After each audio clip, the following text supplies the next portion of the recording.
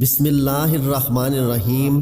السلام علیکم ناظرین، جنات کی موت کیسے واقع ہوتی ہے؟ کیا انسانوں کی طرح جنات بھی زندگی اور موت کا ذائقہ چکھتے ہیں؟ کیا ان پر بھی شرعی احکامات اسی طرح نافذ ہوتے ہیں جیسے انسانوں پر نافذ ہوتے ہیں؟ کیا بروز محشر جنوں کو بھی زندہ کیا جائے گا اور ان کا حساب بھی لیا جائے گا؟ جنات کا کھانا پینا کیا ہے، یعنی جنات کیا کھاتے ہیں؟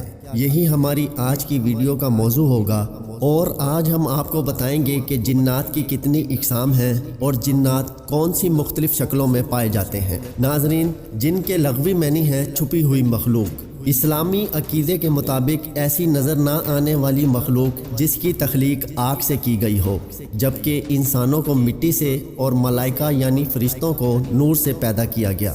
جنوں کے متعلق یہ خیال کیا جاتا ہے کہ وہ مختلف قسم کے روپ بدلنے کی صلاحیت رکھتے ہیں۔ قرآن و حدیث میں جنات کا ذکر موجود ہے۔ قرآن مجید میں جنات کے نام پر ایک پوری سورہ جن موجود ہے، جس کی ابتدا اس آیت سے ہوتی ہے کہ جنہوں نے رسول اللہ صلی اللہ علیہ وآلہ وسلم کو قرآن پڑھتے سنا اور اسے عجیب و غریب پایا تو اپنے ساتھیوں کو بتایا اور وہ مسلمان ہو گئے۔ یہ ایک حقیقت ہے کہ جنات اس دنیا میں پائے جاتے ہیں اور قدرت نے انہیں کئی طاقتیں عطا کر رکھی ہیں۔ وہ کھاتے پیتے اور زندگی گزارتے ہیں۔ کلو نفس ذائقۃ الموت کے مطابق موت کا ذائقہ بھی چکھتے ہیں۔ اس حوالے سے علماء کے دو اقوال ہیں۔ حضرت حسن بصری رحمۃ اللہ علیہ کہتے ہیں کہ جنات کو موت نہیں آتی۔ ان کے مطابق جنات کو بھی اسی طرح مہلت دے دی گئی ہے جس طرح ابلیس کو دی گئی ہے۔ ابلیس بھی جنات میں سے ہے، لہٰذا یہ مرتے نہیں ہیں، لیکن ان کے پاس اس بات کی کوئی دلیل نہیں۔ قرآن مجید میں اللہ تعالیٰ نے جنات کی موت کا ذکر کیا ہے۔ جنات کو باقاعدہ موت آتی ہے۔ حضرت عبداللہ ابن عباس رضی اللہ تعالیٰ عنہ سے پوچھا گیا کہ جنات مرتے ہیں؟ تو انہوں نے فرمایا بالکل مرتے ہیں، مگر ابلیس نہیں مرے گا۔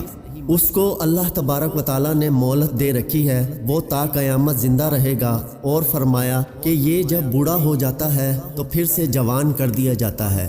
یہ ہمیشہ 30 سال کی عمر کا رہتا ہے اور بڑھاپے کے بعد ہمیشہ جوانی کی جانب لوٹ آتا ہے۔ یہ رہے گا، اور باقی جو جنات ہیں ان کو موت ہو جاتی ہے۔ جہاں تک جنات کی روح قبض کرنے کا سوال ہے تو اس حوالے سے انسانوں کی طرح ان کی روح بھی قبض کی جاتی ہے۔ ایک شخص حضرت علی رضی اللہ تعالی عنہ کی خدمت میں حاضر ہوا اور کہنے لگا کہ کیا جنات کو بھی موت آتی ہے؟ کیا انسانوں کی طرح ان کی بھی روح قبض کی جاتی ہے؟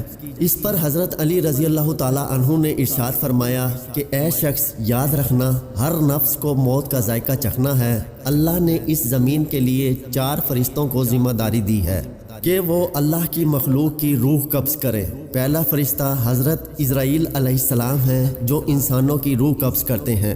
دوسرے فرشتے کا نام بسرائیل علیہ السلام ہے جو جنات کی روح قبض کرتے ہیں۔ تیسرے فرشتے کا نام قحز مبرائیل علیہ السلام ہے۔ ان کی ذمہ داری ہے کہ وہ زمین میں موجود جانور، کیڑے مکوڑے اور پانی میں رہنے والی مخلوق کی روح قبض کرتے ہیں۔ اور چوتھے فرشتے کا نام آدم ممکائیل علیہ السلام ہے، جنہیں اللہ تعالیٰ کی جانب سے حکم ہے کہ وہ درختوں اور پیڑ پودوں کی روح قبض کریں۔ یہ تمام فرشتے حضرت اسرائیل علیہ السلام کے ماتحت ہیں۔ حضرت علی کرم اللہ وجہ الکریم نے ارشاد فرمایا، جنات کی موت کا سبب ان 3 چیزوں میں پوشیدہ ہے۔ وہ 3 چیزیں مٹی، بارش اور شہد ہیں۔ جب جنات کی زندگی کا خاتمہ ہوتا ہے تو بسرائیل علیہ السلام جنت میں موجود شہد کی نہر سے چند قطرے شہد کے اٹھا کر جنات کے ماتھے پر رکھ دیتے ہیں، اور یوں جنات تڑپ اٹھتے ہیں، اور پھر وہ جن جو اللہ کے قوانین کو تسلیم کرتے ہیں ان کو وہ شہد لطف و سرور عطا کرتا ہے۔ اور ایسے جنات جو شیطان کے دوست بن کر انسانیت کو گمراہ کرتے ہیں، موت کے وقت وہ کہتے ہیں کہ ہم نے اپنے آپ پر بڑا ظلم کیا ہے، ہم نے شیطان کی بات مان کر اپنے ساتھ بہت برا کیا۔ اس وقت شیطان دور کھڑا یہ منظر دیکھتا ہے اور کہکے لگا رہا ہوتا ہے، اور یوں جنات کی روح قبض ہوتی ہے۔ اس سے یہ بات ثابت ہوتی ہے کہ جنات کے انسانوں کی طرح موت اور زندگی کے معاملات ہیں، اور انسانوں کی طرح جنات کو موت اور حیات ہے، اور ان پر بھی شرعی احکامات لاگو ہوتے ہیں، جیسے اللہ تبارک و تعالیٰ نے قرآن مجید میں ارشاد فرمایا، یعنی میں نے جنوں اور انسانوں کو اپنی عبادت کے لیے پیدا کیا۔ ناظرین، روایات میں آتا ہے کہ ابلیس کو آسمان دنیا پر مقرر کیا گیا تھا اور اس کا تعلق فرشتوں کے اس گروہ سے تھا جسے جن کہا جاتا تھا، اور اس کا نام جن اس لیے رکھا گیا تھا کہ یہ جنت کے محافظ اور نگران تھے۔ ابلیس ان کا سربراہ تھا اور محافظوں کا نگران اور فرشتوں کا سردار تھا۔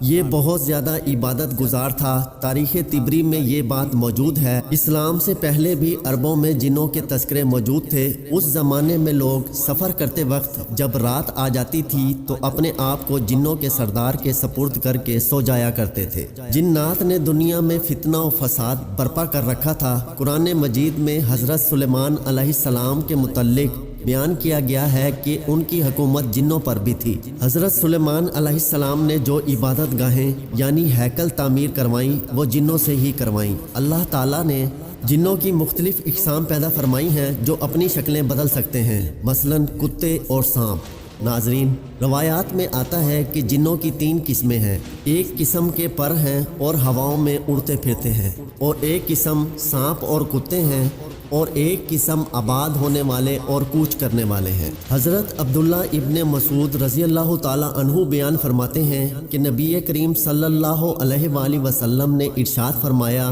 میرے پاس جنوں کا دائی آیا تو میں اس کے ساتھ گیا اور ان پر قرآن پڑھا۔ فرمایا کہ وہ ہمیں لے کر گیا اور اپنے آثار اور اپنی آگ کے آثار دکھائے، اور نبی کریم صلی اللہ علیہ وآلہ وسلم سے زادے راہ یعنی کھانے کے متعلق پوچھا تو انہوں نے کہا کہ ہر وہ ہڈی جس پر اللہ کا نام لیا گیا ہو وہ تمہارے ہاتھ آئے گی تو وہ گوشت ہوگی، اور ہر مینگنی تمہارے جانوروں کا چارہ ہے۔ نبی کریم صلی اللہ علیہ وآلہ وسلم نے فرمایا کہ ان دونوں چیزوں سے استنجا نہ کرو کیونکہ یہ تمہارے بھائیوں یعنی جنوں کا کھانا ہے۔ قیامت کے دن جنوں کا حساب و کتاب بھی انسانوں کی طرح ہوگا۔ مجاہد رحمت اللہ علیہ نے اللہ تعالیٰ کے اس فرمان کے متعلق کہا ہے کہ یقیناً جنوں کو یہ معلوم ہے کہ وہ پیش کیے جائیں گے۔ قرآن میں جنوں کو مرنے کے بعد اٹھانے کی طرف متوجہ کیا گیا ہے جس سے ان کی موت و حیات کا ثبوت ملتا ہے۔ فرمانے باری تعالیٰ ہے کہ اے گروہ جنات اور انسان بھی ایسا ہی گمان کرنے لگے جیسا گمان تم نے کیا کہ اللہ مرنے کے بعد ہرگز کسی کو نہیں اٹھا۔